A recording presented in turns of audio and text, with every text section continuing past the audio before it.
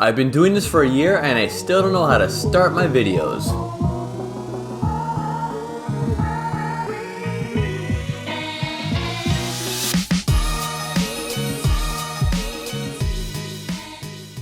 So yeah, what's going on, guys? Vito here again. Hope you're enjoying my latest reviews. And yeah, so piggybacking on the whole peat thing that I've been doing, we're going to a peated Highland. So Glendronach peated portwood.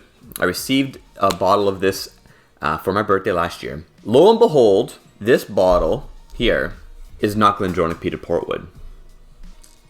Contrary to the label. What my dear friends did was trick me, bamboozled the Vito, and replaced the contents of this lovely bottle with that of Alberta Premium.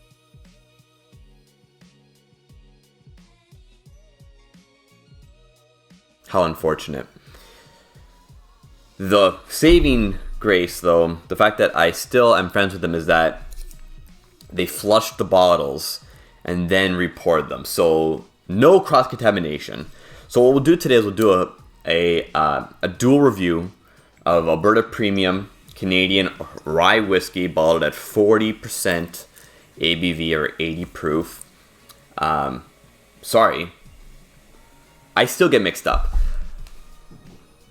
40% ABV Alberta Premium Canadian rye whiskey in this bottle, and Glendronach peated portwood bottled at, I believe, 46% ABV in this bottle.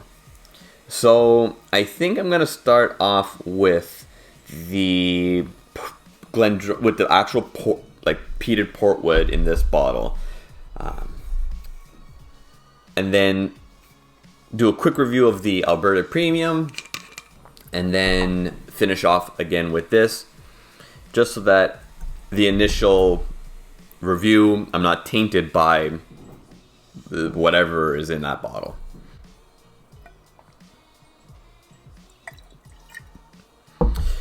Alright, so a little bit on the Glendronach peated portwood. I'm going to do a little bit of reading off this label, just because research is not something that I really want to do right now.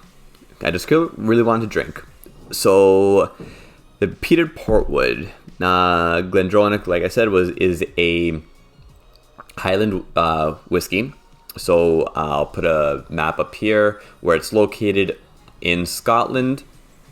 So the peat that they used in the peated portwood is not Isla peat, right? So it's not super medicinally. I'm going to stick with that. It is a little more earthy, and we'll get into sort of the differences when I taste it, so it's a little bit more fresh in my mind. It's then matured in port pipes from the Douro Valley. I hope I'm pronouncing that right. In Douro. I can't roll my R's today. Douro Valley in Portugal. I don't believe this is exclusively aged in port pipes. It just finished. So I'm gonna go on a limb and say that the majority of the maturation is in ex-bourbon, as is common. And right away you get the port. Right away. It reminds me of a peated of West Cork, actually. West Cork is a peated Irish, and so the biggest difference is that that between peat styles is that the Isla peat is heavy on like the campfire ash and smoke, and medicinal profile, so like Band-Aids and that sort of range of flavors. And Irish and Highland peat is much more earth-based, a bit more grassy. There's no sort of that harsh Islay peat flavor. It's a good entry. If you want to try and get into peat, that would be where I'd go. Irish and Highland peated options, and then kind of gradually work your way into Islay peat or Island peat, and then Islay if you want to take the roundabout way, or if you want to be like me, just start with Lefroy Quarter Cask as your first like real whiskey and just immediately fall in love with it. But I'm a weirdo, so maybe not do that, or do that, see what happens, but don't let it discourage you if you don't like it right away. So yeah, like I was saying, the port's heavy. That sort of, like I said, Highland peat profile's nice. Getting a lot of raisins, dates, plums, as that dark, rich, dense fruit. The nose on this is nice. Oh, candy. What kind of candy? Cherry blasters? It might be cherry blasters. I think I'm smelling cherry blasters out of this glass. I love cherry blasters. Nostalgia. Oh, yeah, nice, very nice. It's been a while since I've had a bit of this. As you see, I still got a good chunk of the bottle left. So this is really, really nice on the nose. Let's see what the taste holds for us. Cilantro, guys. Woo! This punches a little bit above its weight class at 46. It feels a lot, not a lot. I shouldn't say a lot. It feels closer to 50. Like in comparison. The Killiman STR, and even the Lafroigs, the Lagavulins that I did in a couple videos ago, that are at 46 or above, weren't as punchy as this, and punchy alcohol punch, not peat punch. But the more I smell this, the more it reminds me of an Irish, and I think that has to do majority because of the peat, that Highland peat, that earthy peat, getting a little more honeys and floral element out of the nose now with that retroactive nasal, and exploring what are words. I just drink whiskey, guys. I drink whiskey and I know very little. Sort of separating the peat from the other profiles that I'm tasting with this one, definitely a Highland. That peat does change it to be more reminiscent of a full-bodied Irish, peated Irish whiskey.